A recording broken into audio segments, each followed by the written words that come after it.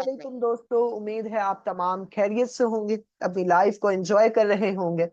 आज हम वापस आ चुके हैं रिवीजन क्लास 13 के साथ, जो कि हमारी क्वार्टर 1 की एआई मॉडर्न पाइथन की लास्ट क्लास होने वाली है। इसमें हम डिफरेंट चीजें पढ़ेंगे। इसमें जो दो इम्पोर्टेंट और मेन टॉपिक है वो है open file in Python, open CV file in Python, और ऊप्स यानी ऑब्जेक्ट ओरिएंटेड प्रोग्रामिंग। उससे पहले हम वर्जन 13 सिलेबस यानी पेनावर्सिटी के न्यू PIAC सर्टिफिकेशन जो कि लेवल्स आए हैं उनको रिव्यू कर लेते हैं, जो कि हमारे लिए एक अच्छी बात होगी। हम इन सारी चीजों को रिव्यू करते हैं। 4 लेवल्स को इंट्रोड्यूस किया गया है। सबसे पहले तो मैं आपको इस PDF का लिंक मिल जाएगा आपको नीचे वीडियो की डिस्क्रिप्शन में। उसके बाद ये 4 लेवल्स आए हैं। AI level 1 agentic AI। देखिए, हमारे पास क्वार्टर 1 से लेकर अब क्वार्टर 8 तक का सिलेबस हो चुका है, जो कि ज्यादातर 1.5 साल या 2 साल तक कवर किया जाएगा, जिसमें आप इतने काबिल हो जाएंगे कि आप एक यूनिकॉर्न स्टार्टअप बना सकें। लेवल 1 जो कि एजेंटिक AI है, उसमें क्या है? Custom GPTs, LangGraph, LangChain और नॉलेज ग्राफ। जब आप इन चारों को बहुत अच्छी तरह से स्पेशलाइज कर लेंगे और इसको पास कर लेंगे, सही है, तो आप लेवल 2 में जा सकते हैं, जो कि मतलब क्वार्टर्स में ही डिवाइड किया जाएगा। जो कि लेवल 2 अब हमारा है क्लाउड नेटिव AI। इसमें डॉकर, डॉकर कंपोज जो कि कंटेनराइजेशन का एक बहुत ही उम्दा AI का कह सकते हैं कि सॉफ्टवेयर है। माइक्रो सर्विसेज जिसमें फास्ट API सीखेंगे हम, graph databases, Kafka, Kubernetes, serverless computing जो कि कंटेनर एप्स के लिए काम की जाती है। इन सबको पास करने के बाद आप लेवल 3 में जाएंगे, जो कि फिजिकल एंड रोबोटिक AI है। ROS2, robotic operating system 2।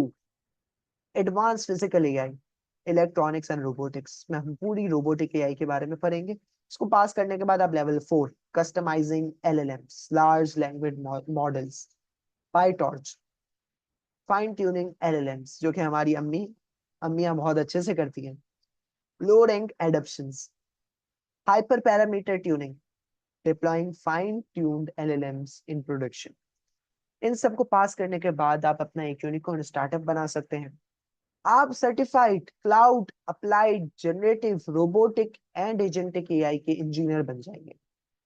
इसमें क्वार्टर्स हैं, ये आप लोग सब रिव्यू कर लीजिएगा। इंफॉर्मेशन, लिंक्स वगैरह ये सब आपको प्रोवाइड कर दी जाएंगी, ठीक है। अब हम बात करते हैं अपनी रिवीजन के बारे में। सबसे पहले जो है हम relational database management system RDBMS को देख लेते हैं। RDBMS यानी रिलेशनल डेटाबेस मैनेजमेंट सिस्टम है क्या? रिलेशनल डेटाबेस मैनेजमेंट सिस्टम ये एक ऐसा डेटाबेस मैनेजमेंट सिस्टम है जो कि डेटा को तो स्टोर करता है, पर उसका फॉर्मेट ये होता है कि उसमें रॉज एंड कॉलम्स होती है, सही है। RDBMS यानी relational database management system data को तो स्टोर करता है, पर उसका फॉर्मेट जो है वो रॉज एंड कॉलम्स में होता है। स्ट्रक्चर क्यूरी लैंग्वेज यानी SQL जो कि रिलेशनल डेटाबेस मैनेजमेंट सिस्टम के अंदर डेटाबेस आता है, उसको हम यूज करते हैं इसके अंदर, ताकि हम डेटा को एक्सेस और मैनेज कर सकें। इसके फीचर्स क्या है? इसमें डेटा इंटीग्रिटी यानी हम डेटा की एक्यूरेसी, कंसिस्टेंसी को जो है बहुत अच्छे तरीके से ऑप्टिमाइज कर सकते हैं, एफिशिएंट वे में ले सकते हैं। नॉर्मलाइजेशन, डेटा को ऑर्गेनाइज कर सकते हैं। इसकी जो रिडंडेंसी है वो हम कम कर सकते हैं, रिड्यूस कर सकते हैं। और रिलेशनशिप्स जो कि हमारे पास हैं, कह सकते हैं कि डिफरेंट डेटा एंटिटीज में जो है वो रिलेशनशिप्स को सपोर्ट करता है। अब आते हैं, हम बात करने लगे हैं file management system in Python. Okay तो गाइस, अब जो है हम फाइल मैनेजमेंट सिस्टम को देखने लगे। मैं आप लोगों को अपनी स्क्रीन शेयर करता हूँ, इसको हम बहुत अच्छी तरीके से समझेंगे और फोकस जरूरी है। फोकस करेंगे तो सब समझ आएगा। अच्छा देखिए, हम जो है फाइल मैनेजमेंट सिस्टम सीखने वाले हैं, open file management system Python में। सबसे पहले आपने क्या लिखना होता है? File is equals to open, क्योंकि हम फाइल को ओपन करना चाह रहे हैं। आपने ये लिखा, उसके बाद आपने राउंड ब्रैकेट में अपनी फाइल का इन्वर्टेड कॉमास में नाम लिखा, सही है।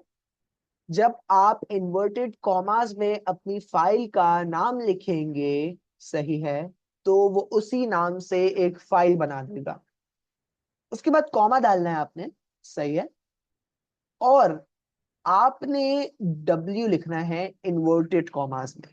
अब ये W क्या करता है, इस W को देखते हैं हम। ये W क्या करता है कि इस W का क्या सीन है कि फाइल डॉट W क्या करता है कि जो हम फाइल बनेगी उसके अंदर जो पैरामीटर्स जो हम जो लिखवाएंगे वो लिख देगा, सही है। जैसे कि मैंने यहाँ नीचे फाइल डॉट राइट लिखा कि फाइल में क्या राइट करवाना है, और मैंने यहाँ लिखा हेलो वर्ल्ड, सही है। अब क्या करेगा कि इस W की मदद से इस फाइल के अंदर इस डेटा को, इस टेक्स्ट को स्टोर कर देगा। यहां तक तो आपने कर लिया। अब क्या करना है, फाइल डॉट क्लोज। फाइल को अगर आप क्लोज नहीं करेंगे तो आपके लिए मसला हो जाएगा। इसकी एक एग्जांपल इस तरह से लेते हैं। एक खाली पानी की बोतल है, सही है, पानी की बोतल है और उसमें एक ढक्कन है, सही है, कैप है उसका। पानी हमने डिस्पेंसर में गए या हम वाटर सप्लाई के पास गए, हमने उसमें पानी भर लिया। पानी भरने के बाद हम उसका कैप नहीं लगाएंगे तो ऐसा हो सकता है ना कि वो पानी गिर जाए हमसे। तो उसका कैप लगाना जरूरी है ताकि वो पानी गिरे ना, क्योंकि हमने अपने बराबर में लेफ्ट साइड या राइट साइड पे पानी रखा हुआ है, हम कोई काम कर रहे हैं लैपटॉप पे और गलती से हमारा हाथ लग जाए और वो पानी की बोतल गिर जाएगी। अगर वो क्लोज हुई भी होगी, उसका कैप होगा, क्लोज किया हुआ होगा हमने उसे, तो पानी नहीं गिरेगा। लेकिन अगर क्लोज नहीं किया होगा तो सारा पानी गिर जाएगा। इसी तरह यहाँ ओपन फाइल मैनेजमेंट सिस्टम में भी है कि फाइल को क्लोज करना जरूरी है। हमने क्या सीखा कि फाइल को ओपन किस तरह से करते हैं, file is equals to open, round bracket में फाइल का नाम, फिर हमें एक पैरामीटर देना है जो कि W है, जो कि हमारी फाइल में टेक्स्ट को लिख देगा।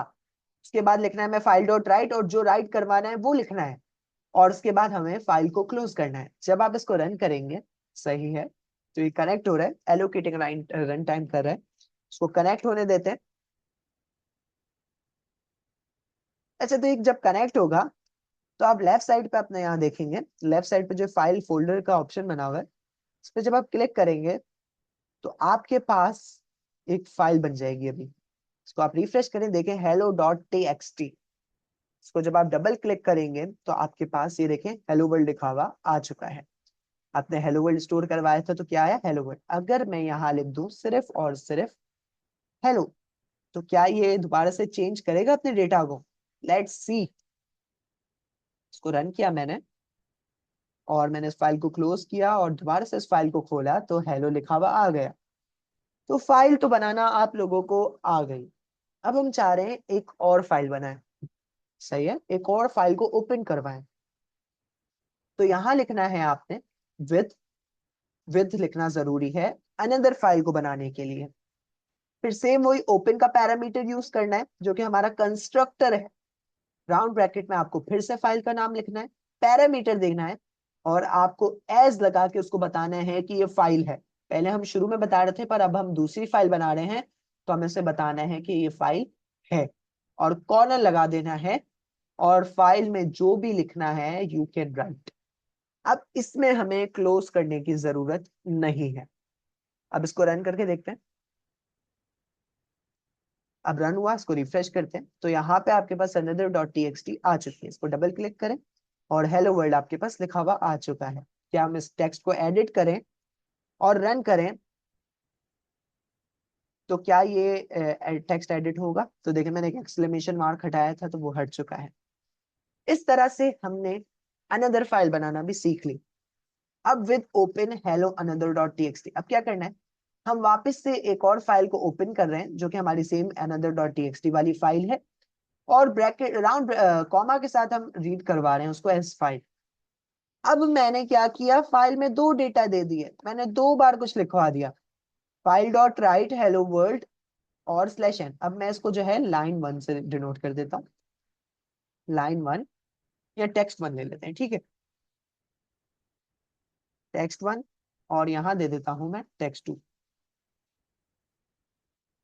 टेक्स्ट 2 स्लैश एन लगाया है। इसको हम अभी हटाते हैं और रन करवाते हैं इसको कंट्रोल एंटर की मदद से, ताकि न्यू सेल क्रिएट ना हो। शिफ्ट एंटर से न्यू सेल होता है, अल्टर एंटर से न्यू सेल होता है।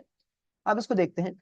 तो आप देखिए text1 text2 आ गया, पर ये एक ही लाइन में आ रहा है, तो इसको हम क्या करेंगे, हम यहाँ पे /n लगा देंगे जिससे वो नेक्स्ट लाइन में चले जाएगा। रन करें, क्लिक करें, चेक करें तो देखें वो न्यू लाइन में चली गई। तो इस तरह से हमने देखा कि एक फाइल में हम 2 बार डेटा कैसे टाइप करवा सकते हैं, मल्टीपल डेटा कैसे टाइप करवा सकते हैं। अब हम फिर से आए, हमने सेम नीचे विद ओपन हेलो वो इसी फाइल का नाम लिखा जो कि अनदर वाली फाइल थी, उसके साथ हमने लिखा W+। क्या लिखा, W+। पहले हम इस फाइल में another.txt वाली फाइल में कुछ डेटा स्टोर करवाएंगे, फिर उसको रीड करवाएंगे। सही है, उसको रीड करेंगे। तो हम इसमें स्टोर करवाते हैं text3 और इसमें स्टोर करवाते हैं text4। तो /n से तो आपको पता है क्या होता है, नेक्स्ट लाइन पे चले जाते हैं। अब हमें लिखना है फाइल डॉट सीक और उसके साथ 0 लगाना है। ये एक फिक्स्ड पैरामीटर है, सही है, इसका एक फिक्स्ड है, इसको आपको जब भी फाइल रीड करवानी है तो लिखना जरूरी है। उसके बाद है प्रिंट फाइल डॉट रीड। अब आपने क्या लिखना है, प्रिंट लिखना है, पहले राउंड ब्रैकेट में फाइल डॉट रीड और उसी के अंदर एक राउंड ब्रैकेट लगाना है। सही है, जो कि फाइल डॉट रीड का एक पैरामीटर हम जिसमें दे सकते हैं, पर अभी हम कोई पैरामीटर नहीं दे रहे। अब हम इसको रन करते हैं तो आप देखें text3 text4, तो ये हमारे पास इसने रीड करके यहीं पे दे दिया। इस तरह से हम फाइल को रीड करवाते हैं। अब ये मेरे पास, मैंने नीचे के जो 2 सेल थे इसमें मैंने क्या किया था, मैंने यहाँ जनरेटिव एआई को बोला, पहले मैंने इसी कोड को कॉपी किया, जनरेटिव एआई को बोला कि भाई रीड दिस कोड, नहीं, सबसे पहले हम इसको बोलेंगे राइट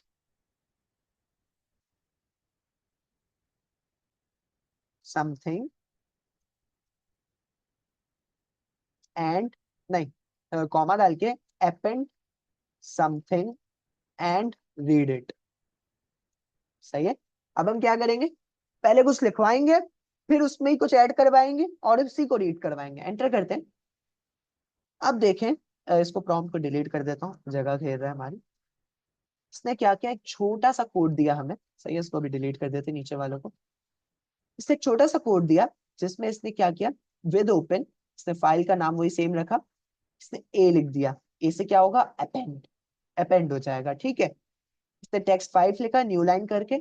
सही है, मतलब हमारा text4 से ही शुरू होने वाला है। ठीक है भाई, ये फिर उसके बाद with open hello another talks TXT और रीड करवा दिया उसने। ठीक है, आर लगा के, आर लगा के भी आप उसको रीड करवा सकते हैं। रन करके देखते हैं तो देखे text3 text4 पहले मौजूद था, अपेंड क्या करवाया, text5 और उसको रीड भी करवा दिया। तो ये है हमारे पास OFMS, open file management system. उम्मीद है आपको यहां तक समझ आया होगा। अब हम बढ़ते हैं ऊप्स की तरफ, जो कि हमारी है ऑब्जेक्ट ओरिएंटेड प्रोग्राम। अब हम ऑब्जेक्ट ओरिएंटेड प्रोग्रामिंग से पहले एक और चीज पढ़ने लगे हैं, वो है 2 चीजें, पाइथन पाई ऑटो GUI, जो कि एक ऑटोमेशन टूल है, एक मॉड्यूल, एक लाइब्रेरी है जिसको आप अपने प्रोजेक्ट्स में इंस्टॉल करके ऑपरेटिंग सिस्टम को जो है पूरा एक उसको कंट्रोल कर सकते हैं। ठीक है, एक ये था। और प्रोग्रामिंग पैराडाइम्स के बारे में हम आज फिर से रिवाइज कर रहे हैं। प्रोग्रामिंग पैराडाइम्स की 3 टाइप्स होती है, लीनियर प्रोग्रामिंग, स्ट्रक्चरल प्रोग्रामिंग और कंट्रोल प्रोग्रामिंग।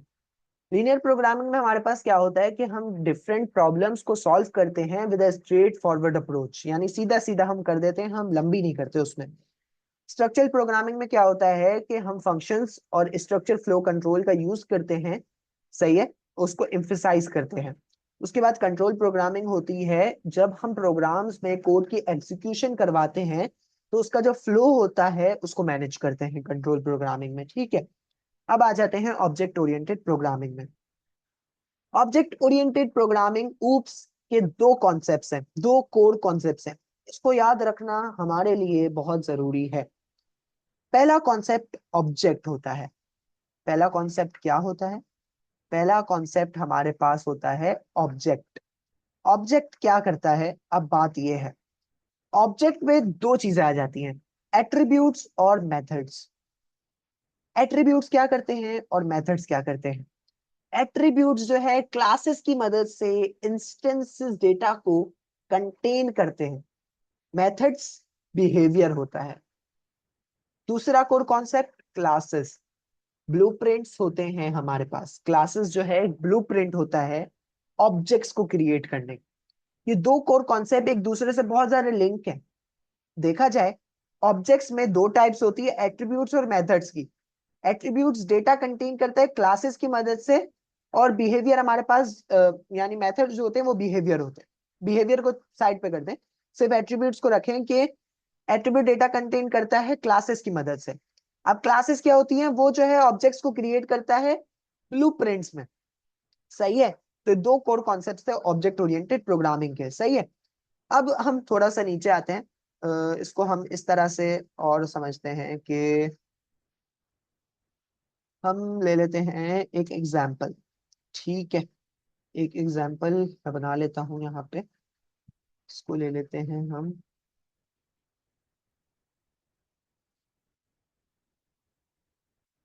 ये मैंने ले लिए है। सही है। अब जो है मैं आपको स्क्रीन शेयर करता हूँ।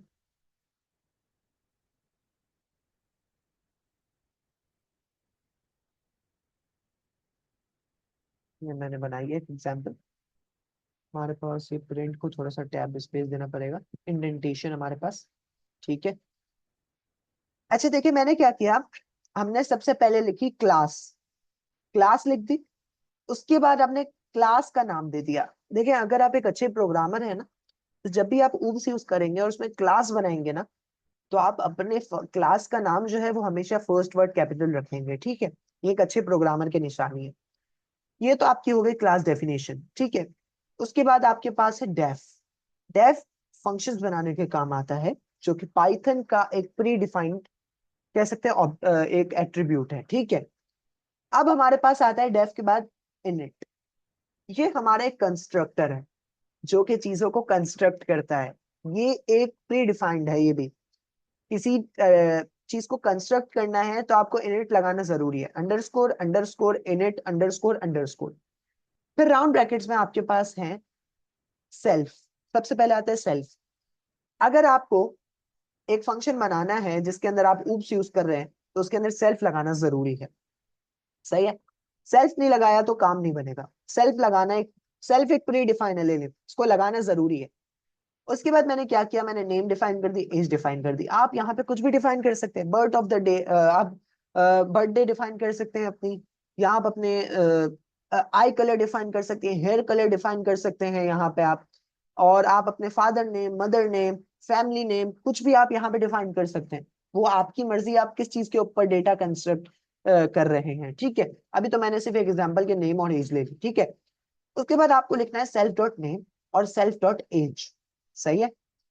सेल्फ डॉट नेम और सेल्फ डॉट एज जो कि आपने ऊपर लिखा है सेम यहीं पे लिखना है, और इज इक्वल्स टू नेम और इज इक्वल्स टू एज जो कि आपने ऊपर लिया है वही सेम लिखना है। ठीक है। जो आप ऊपर एट्रीब्यूट जिनको कंस्ट्रक्ट कर रहे हैं वही सेम आप नीचे सेल्फ के साथ लिख देंगे। डॉट नेम के साथ एक बार आएगा, डॉट के साथ एक बार आएगा, और इज इक्वल्स टू के बाद आएगा। ठीक है। अब हम क्या बना रहे हैं, method to greet. Method to greet मैंने क्या किया, मैंने एक और फंक्शन बनाया, डेफ ग्रीट सेल्फ। सही है। मैंने ग्रीट लिखा और उसके अंदर सेल्फ लिख दिया, और अब मैं प्रिंट करवा रहा हूँ एफ स्ट्रिंग की मदद से, hello my name is self dot name. तो अब इसकी जगह सेल्फ डॉट नेम प्रिंट हो जाएगा, and I am self dot age years old, और यहाँ पे सेल्फ डॉट एज प्रिंट हो जाएगी। ठीक है। अब मैं यहाँ पे इसको रन करता हूँ तो ये रन हो गया। अभी ये रन नहीं करेगा क्योंकि मैंने इसको कॉल नहीं किया है। ठीक है। अब कॉल करने के लिए क्या करना है हमें, कॉल करने के लिए हमें जो है ऑब्जेक्ट बनाना पड़ेगा। सही है। अब हमें जो है कॉल करने के लिए ऑब्जेक्ट बनाना पड़ेगा। ऑब्जेक्ट कैसे बनेगा, ऑब्जेक्ट बनाना सीख लेते हैं अब। ऑब्जेक्ट इस तरह से बनेगा कि हमने जो है एक ले लिया P1। सही है। पर्सन वन के नाम से हमने एक बंदा ले लिया, उसको हमने मेल ले लिया। सही है। हमने ऊपर क्लास भी मेल के नाम से डिफाइन की है, तो हम यहाँ पे मेल लें फीमेल लें वो हमारी मर्जी, वो क्लास का नाम है, उसको छोड़ दें। आप मेल की जगह फीमेल भी ले सकते हैं। सही है, मर्जी है। मैंने P1 ले लिया, आप यहाँ पे कुछ भी ले सकते हैं, आपकी मर्जी है आप क्या वेरिएबल बनाना चाह रहे हैं। अब मैंने नाम ले लिया यहाँ पे इन्वर्टेड कॉमास में। अब नाम नेम और एज दिया है ना आपने, तो नेम और एज डालेंगे। नेम हमारे पास की डेटा टाइप कैरेक्टर्स में है, स्ट्रिंग में है, तो मैं इन्वर्टेड कॉमास लगा के लिखूंगा। एज नंबर्स में आ जाता है, इंटीजर्स में आ जाता है, तो मैं उसको बगैर इन्वर्टेड कॉमास के लिखूंगा। देखिए साथ साथ कॉन्सेप्ट क्लियर तो होंगे आपके। सही है। क्योंकि अभी आप अब्दुल कादिर के साथ रिवाइज कर रहे हैं। अब यहाँ पे आप अपना नाम लिख दें, सही है, और उसके बाद आप जो है यहाँ एज लिख दें। मेरी 64 नहीं है, मैं यहाँ पे अपनी एज लिख देता हूँ 16। अब जो है आपने अब फंक्शन को कॉल करना है, मेथड को कॉल करना है। P1 आपने जो वेरिएबल बनाया था, अच्छा देखिए इसमें हुआ क्या है, हमारे पास P1 के अंदर आपने मेल को स्टोर करवाया है, यानी P1 आपने ले लिया, उसके अंदर आपने मेल को स्टोर करा दिया। आप फीमेल नहीं लिख सकते, सॉरी मेरी गलती हो गई यहाँ पे। P1 के अंदर, पर्सन 1 के अंदर आपने जो है मेल के फंक्शन को कॉल कर दिया, और मेल के फंक्शन के अंदर आपने अपना नाम और अपनी एज को डिफाइन कर दिया, और अब आप उसको ग्रीट करवा रहे हैं क्योंकि आपने यहाँ ग्रीट का फंक्शन दिया है। अब मैंने क्या किया, P1 डॉट ग्रीट। अब मैं जब इसको रन करूंगा तो मेरे पास क्या आ जाएगा, data. Hello my name is Abdul Qadir and I am 16 years old. इसके डेटा में थोड़ी सी तब्दीली करके देखते हैं, सही है। अब क्या करते हैं इसकी तब्दीली, हम जो है इसको जो है यहाँ पे शिफ्ट कर देते हैं, सही है, और इसको जो है हम यही रहने देते हैं, ठीक है। अब मैंने माय नेम बाद में ले आया, और सेल्फ डॉट नेम और ये सारी चीजें, ठीक है। अब मैंने यहाँ ग्रीट की जगह मैं इस फंक्शन को चेंज करके पर्सनल लिख देता हूँ, ठीक है। पर्सनल लिखा, अब रन करके देखते हैं तो एरर आ जाएगा, क्योंकि मेरे पास यहाँ एट्रीब्यूट एरर है। अब मैं यहाँ लिखूंगा पर्सनल एरर, क्योंकि मैंने ग्रीड डिफाइन किया हुआ है। अब मैं यहाँ लिखता हूँ पर्सनल, जो मैंने फंक्शन डिफाइन किया है ना, वही मैं बता दूंगा यहाँ पे, उसी को कॉल करूंगा तो चल जाएगा। देखिए, hello I am 16 years old, my name is Abdul Qadir. तो इस तरह से हमने यहाँ पे देखा कि हम किस तरह से मेथड को कॉल करते हैं, मेथड बनाते हैं, क्लास क्या होती है, ऑब्जेक्ट्स क्या होते हैं, ये सारी चीजें तो हमने देखी। उम्मीद है आपको यहाँ तक तो सब समझ आया होगा। अब थोड़ा सा आगे बढ़ते हैं।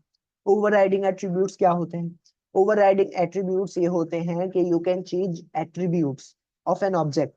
आप जो है ऑब्जेक्ट के एट्रीब्यूट्स को चेंज कर सकते हैं उसके बनने के बाद। अब इसकी एक एग्जांपल हम और ले लेते हैं, सही है। उसके बाद हम आएंगे 4 पिलर्स पे, ऊप्स के 4 पिलर्स पे आएंगे हम, सही है। तो इसको भी हम अच्छे तरीके से समझते हैं। यहाँ पे मैंने अब बना लिया P2 पर्सन 2, जिसमें मैंने मेल का क्लास स्टोर करवा दी, और इस बार मैंने नाम दिया हमजा और एज दे दी 23, सही है। अब मैंने ओवरराइड क्या करवाया है, ओवरराइड क्या करवाया मैंने, अब बात तो ये है ना, मुझे नाम मैंने यहाँ पे पहले तो डिटेल दे दी, P2 is equals to male और हमजा नाम स्टोर करवा दिया। पर मुझे बाद में याद आया कि मुझे तो मोहम्मद हमजा स्टोर करवाना था। तो मैंने क्या किया, ओवरराइड करवा दिया P2 के साथ जिस वेरिएबल को चेंज कर, जिस एट्रीब्यूट मेथड को चेंज करना, एट्रीब्यूट को चेंज करना था, उसका मैंने लिख दिया। जैसे कि नेम हमें चेंज करनी थी तो मैंने डॉट नेम लिखा, उसके अंदर मैंने इज इक्वल्स टू करके मोहम्मद हमजा लिख दिया, ठीक है। अब मैंने यहाँ पे P2 उस फंक्शन को फिर से कॉल किया, अब रन करके देखते हैं। Hello I am 23 years old, my name, sorry हम एम नहीं है, फिर से इसको रन करते हैं। My name is Mohammad Hamza and, तो ये एंड तो अभी किसी काम का नहीं है, इसको फिर से रन करते हैं। तो अब देखिए आ गया। अब इसी तरह मैं अपने पहले फंक्शन के साथ भी कर सकता हूँ। मैं यहाँ पे इसकी एज चेंज करना चाह रहा हूँ, P1 डॉट एज, सही है। एज लिखा के बाद इज इक्वल्स टू डाला, और मैं यहाँ बेस डिफाइन कर देता हूँ। मैं था 15 साल का, मैं भूल गया था अपने आप को बताना, मैं 15 साल का था। ओवरराइड करवा दिया मैंने, एंटर करता हूँ। अब आ रहे हैं यहाँ 15 ईयर्स ओल्ड। इस तरह से हम ओवरराइड करते हैं एट्रीब्यूट्स को ऊप्स में, ऑब्जेक्ट ओरिएंटेड प्रोग्रामिंग में। अब हम आ जाते हैं 4 pillars of oops. 4 pillars of oops क्या है, इनको गौर से समझिएगा, ये हमारा बहुत ही इंपॉर्टेंट टॉपिक है, इसको हम बहुत अच्छे तरीके से समझेंगे। पहला पिलर होता, 4 पिलर्स के नाम बता देता हूँ।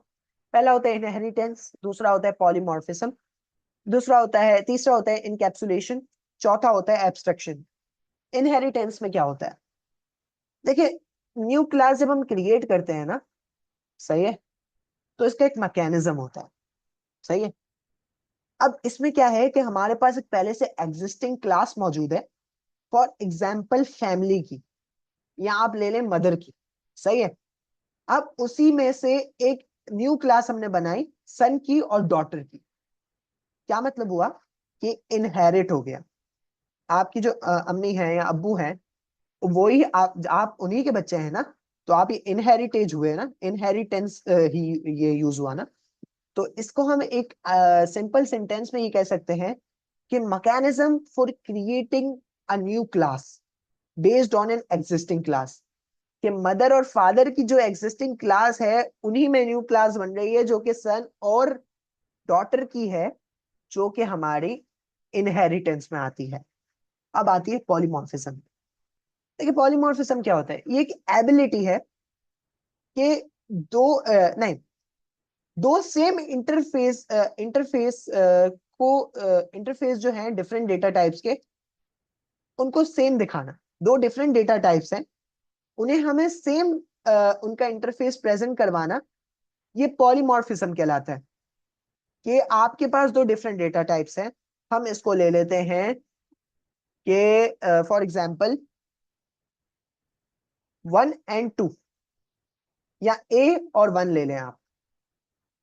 अब पॉलीमॉर्फिज्म क्या करेगा ऊप्स में, कि इसके पास ये एबिलिटी है कि ये इस दो अलग डेटा टाइप्स को सेम दिखा देगा। सही है, समझ आ रही है ना? कि दो डिफरेंट, इजी एग्जांपल ले लेते हैं, दो डिफरेंट डेटा टाइप्स को सेम इंटरफेस में कन्वर्ट कर देगा। फिर हमारे पास है इनकैप्सुलेशन। अब ये क्या करता है, ये जो है सर्टेन एट्रीब्यूट्स और मेथड्स जो कि इंटीग्रिटी को प्रोटेक्ट करते हैं, उनको रिस्ट्रिक्ट कर देता है। ये ज्यादातर बैंकिंग में बहुत यूज होता है। अब फॉर एग्जांपल ले लें, अब आपके पास आपको एक एटीएम कार्ड मिलता है, सही है, डेबिट कार्ड होता है वो या क्रेडिट कार्ड जो भी होता है, एटीएम कार्ड ले लें आप उसे। उसमें आपके पास एक पिन होती है, ठीक है। वो पिन आप पब्लिक नहीं करते, उसको इनकैप्सुलेट करके रखते हैं। या कभी भी बैंक जो है उसको वो अपने बैंक के पेज पे इंफॉर्मेशन के साथ अपलोड नहीं करेगी कि ये इस फलाना बंदे का कोड है। सही है, तो ये हमारी इनकैप्सुलेशन कहलाती है कि डेटा को कुछ सर्टेन एट्रीब्यूट्स और मेथड्स को जो है प्रोटेक्ट करके रखना, रिस्ट्रिक्ट करके रखना, उसको हिडन रखना, उसको जो है पब्लिकली जो है क्या कहते हैं कि दिखाना नहीं, सही, शो नहीं करना। अब आते हैं चौथे, एब्स्ट्रक्शन।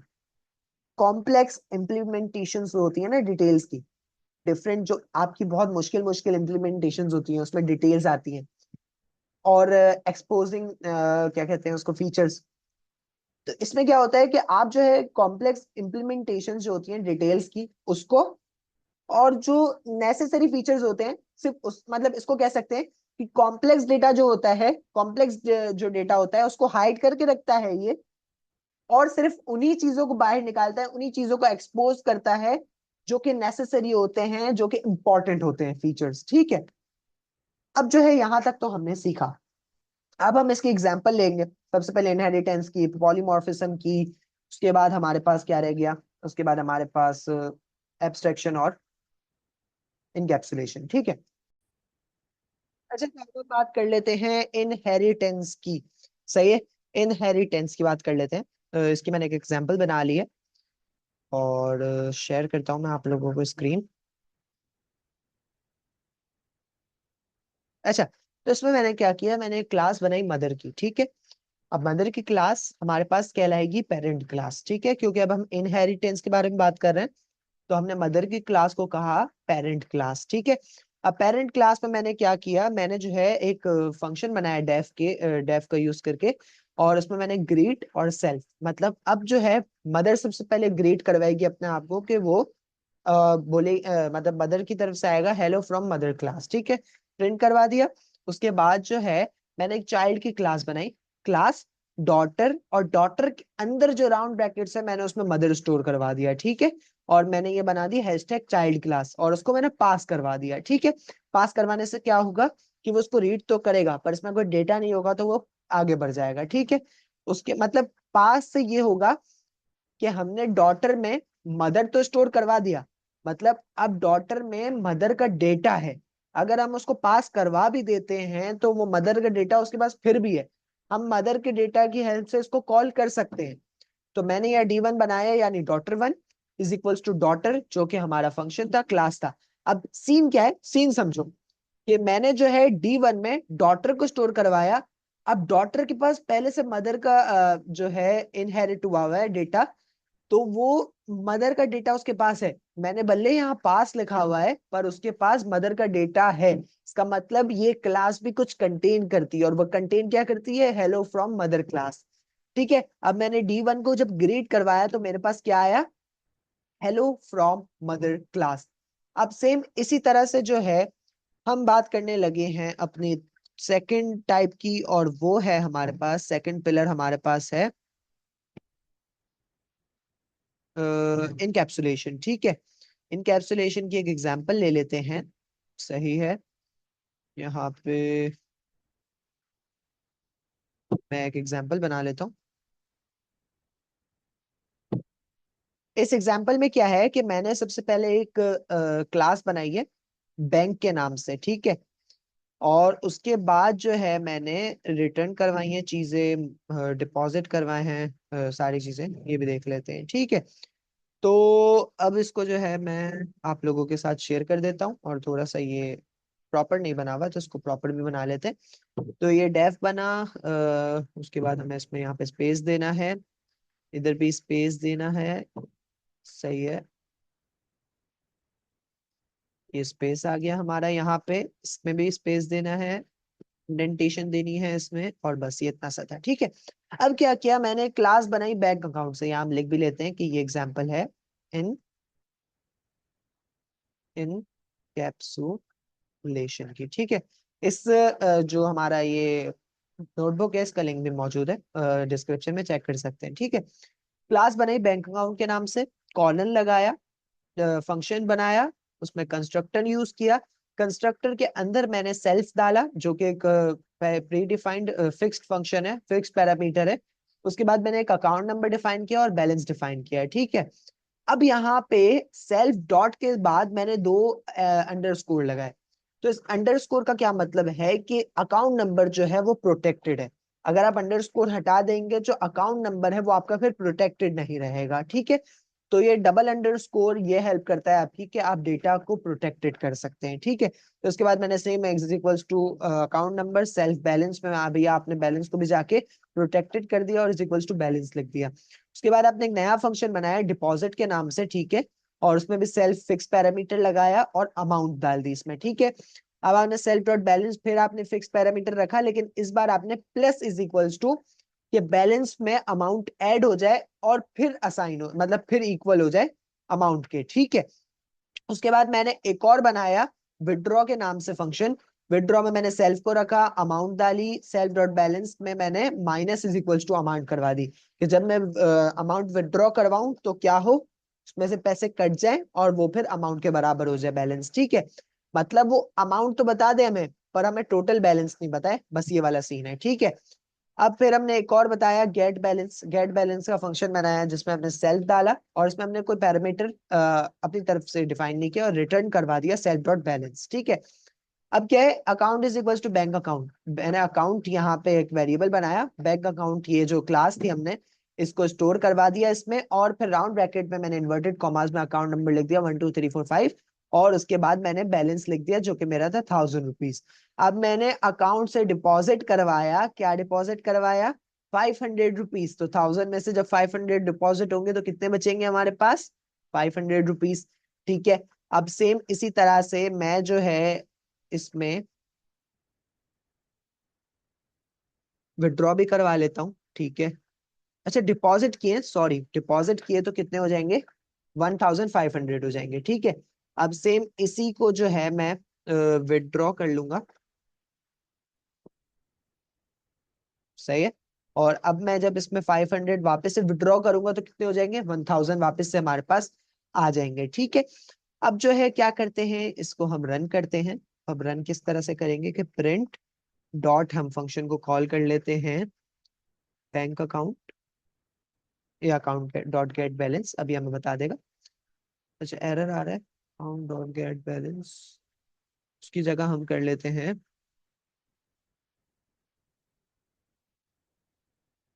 डिपॉजिट को चेक करें। अब रन करके देखते हैं। अच्छा सॉरी, एक चीज गलती कर दी मैंने, यहाँ डॉट नहीं आएगा। अब रन करवा के देखते हैं इसे।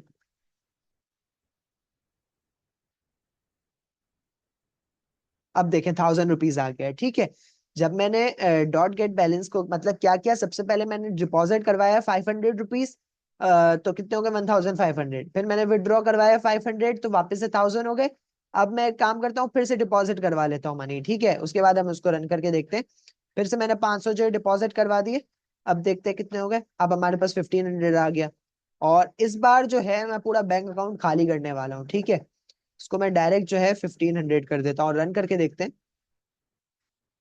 रन करके देखा तो जीरो बैलेंस आ गया। तो इस तरह से हमारे पास इनकैप्सुलेशन जो है यूज होती है। तो उम्मीद है आप लोगों को यहाँ तक बहुत अच्छे से समझ आ रहा होगा अगर आप लोग यहाँ वीडियो में आए हैं। ठीक है, अब हम एक लास्ट एग्जांपल ले लेते हैं एब्स्ट्रैक्शन की। ठीक है, पॉलीमॉर्फिज्म की अभी हम कोई एग्जांपल नहीं ले रहे, पर मैंने आपको पॉलीमॉर्फिज्म बता दिया कि उसके पास एक एबिलिटी होती है कि वो डिफरेंट डेटा टाइप्स को एक सेम इंटरफेस में दिखा देता है। ठीक है, अब आ जाते हैं हम एब्स्ट्रैक्शन की। ठीक है, मैं एब्स्ट्रैक्शन की भी आप लोगों को एक एग्जांपल बना लेता हूँ जल्दी से। सही है, तो ये हमारी बन गई एब्स्ट्रैक्शन की हेडिंग। एब्स्ट्रैक्शन की एग्जांपल बना लेते हैं जल्दी से। ये हो गई। ठीक है, उसके बाद आगे का ऐड कर लेते हैं इसमें, एंड इसको आप प्रिंट करवा लेते हैं। ठीक है, इसमें थोड़ी सी एरर्स हैं तो उसको मैं आप लोगों के सामने रिजॉल्व करूंगा ताकि आप लोग भी साथ साथ देख सकें। ठीक है, तो अब यह देखें मैंने क्या किया, एबीसी से इंपोर्ट करवाया एबीसी। ठीक है, एब्स्ट्रैक्ट मेथड है ये। एब्स्ट्रैक्ट मेथड हमारे पास यहाँ लिखा हुआ है क्या होता है। एब्स्ट्रैक्ट मेथड जो है हमारे पास, देख लें आप, कि कॉम्प्लेक्स इम्प्लीमेंटेशंस वाली जो डिटेल होती है उसको हाइड कर देता है, और ओनली नेसेसरी फीचर्स या जो इंपॉर्टेंट फीचर्स होते हैं उनको क्या करता है, सामने ले आता है। ठीक है, अब यहाँ पे है, मैंने पहले इंपोर्ट करवा लिया एब्स्ट्रैक्ट मेथड और सारी चीजें। उसके बाद मैंने शेप को क्लास, शेप के नाम से क्लास बनाई जिसके अंदर मैंने एबीसी लिखा जो कि मैंने इंपोर्ट करवाया था, और ये हमारी एब्स्ट्रैक्ट क्लास बन गई। ठीक है, उसके बाद मैंने एब्स्ट्रैक्ट मेथड रखा क्योंकि मैंने यहाँ इंपोर्ट करवाया हुआ है इससे साथ साथ। ठीक है, अब मैंने यहाँ एक फंक्शन बनाया एरिया का, इसमें हम एरिया फाइंड कर रहे हैं, पैरामीटर फाइंड कर रहे हैं। सही है, तो एरिया करवाया, एरिया के अंदर मैंने सेल्फ स्टोर करवाया और पास कर दिया।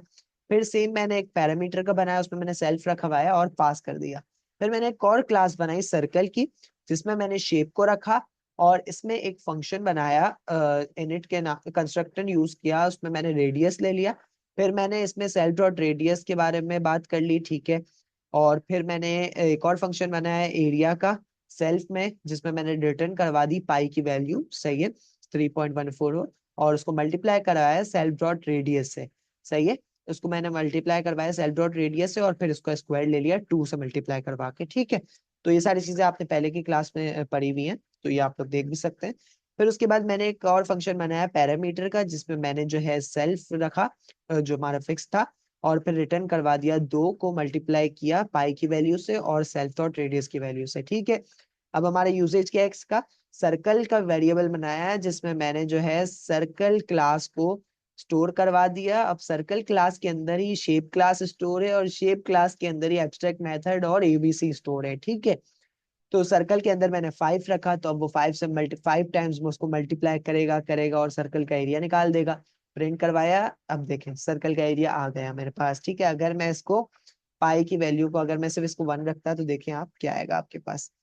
देखिए वही आ गया। अगर मैं इसको 2 कर दूं तो ये दोनों जो है मल्टीप्लाई होगा, स्क्वायर निकालेगा और फिर हमारे पास एरिया दे देगा।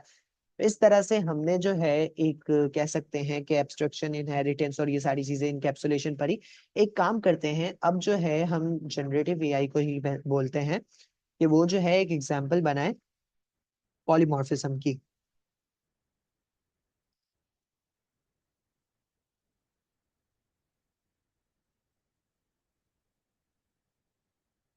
ठीक है, अब इसी को हमने कहा कि ये बना दो, अब इसने बना दी। ठीक है, इसने क्या किया, सबसे पहले एक एनिमल की क्लास बनाई, उसमें कंस्ट्रक्टर यूज किया, नेम ले लिया उसने। सही है, सिर्फ उसने एनिमल का नेम डिफाइन किया इसमें। उसके बाद वो एनिमल से कुछ बुलवाना चाह रहा है। ठीक है, अब इसने क्या कहा, डेफ स्पीक फंक्शन बनाया, उसके अंदर स्पीक का एक दिया पैरामीटर, और फिर सेल्फ को उसने जो था वो लिख दिया। इसने क्या लिखा, रेस, रेस करवा रहा है। रेस भी हमने पुराने पिछली रिवीजन क्लास में पढ़ा था, पिछली से पिछली पर पढ़ा था। ठीक है, आप लोग देख लीजिएगा उसको पिछली क्लास में जाके।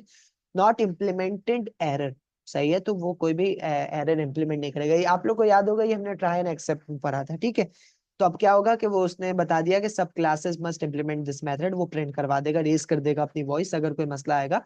ठीक है, वो बोलेगा। उसके बाद मैंने एक क्लास बनाई डॉग की जिसमें मैंने एनिमल को स्टोर करवा दिया, जिसमें मैंने उसको बुलवा दिया वुफ। ठीक है, रिटर्न क्या करवाया, वुफ। सेम कैट में म्याऊ रिटर्न करवाया, और फिर मैंने क्या किया, एनिमल्स का एक वेरिएबल बनाया है जिसमें मैंने डॉग की वैल्यू स्टोर करवाई। डॉग को मैंने बडी नाम दे दिया, कैट को मैंने विस्कर्स नाम दे दिया, क्योंकि एनिमल में हमें नाम डिफाइन करना था। ठीक है, फिर मैंने फॉर एनिमल्स, फॉर यानी एनिमल के अंदर ही एनिमल्स में, ठीक है, मैंने प्रिंट करवाया एनिमल का नाम। फिर वो कहेगा एनिमल डॉट स्पीक। अब इसको रन करके देखते हैं तो दोनों प्रिंट हो जाएंगे हमारे पास। बडी जो हमारे डॉग का नाम था उसने वुफ कहा, विस्कर्स जो कि हमारा जो हमारी म्याओ थी, जो हमारी कैट थी, उसने म्याओ कह दिया। तो उम्मीद है आपको आज की क्लास में तमाम चीजें जो जो हमने पढ़ी हैं सब समझ आई होंगी। हमने आज की क्लास में क्या क्या पढ़ा? सबसे पहले हमने न्यू सर्टिफिकेशन जो लेवल था एक्सप्लेन किया मैंने आपको। फिर हमने रिलेशनल डेटाबेस मैनेजमेंट सिस्टम पढ़ी। हमने सबसे अच्छे तरीके से फाइल मैनेजमेंट सिस्टम को देखा। फिर हमने उससे अच्छे तरीके से हमने पाई ऑटो जीयूआई के बारे में मैंने आपको बताया, जो कि हमारी एक लाइब्रेरी है, ऑटोमेशन टूल है। प्रोग्रामिंग पैराडाइम्स की 3 टाइप्स को रिवाइज किया। फिर हम ऊप्स पे आए जिसको हमने बहुत ही डीप में जाके पढ़ा। तो उम्मीद है आज की क्लास जो हमारी लास्ट रिवीजन क्लास थी Q1 की, मॉडर्न एआई पाइथन की, डॉकराइज्ड जो हमने सब किया है काम, उम्मीद है कि आप लोगों को मजा आया होगा, सब समझ आया होगा। ये क्लासेस प्लेलिस्ट को आप लोग जो है सेव करके रखें फॉर फ्यूचर पर्पसेस। अब मैं क्लास को यहीं पे एंड करता हूँ। सब अपना ख्याल रखिएगा।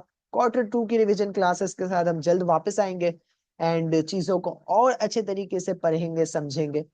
तो उम्मीद है आप लोगों को आज की क्लास में मजा आया होगा। अपना ख्याल रखिएगा, अपने घर वालों का ख्याल रखिएगा, अपने पाकिस्तान के लिए जो है अच्छी अच्छी चीजें करें। और thank you so much for watching this video. Allah Hafiz. Visit glowprog.netlify.app.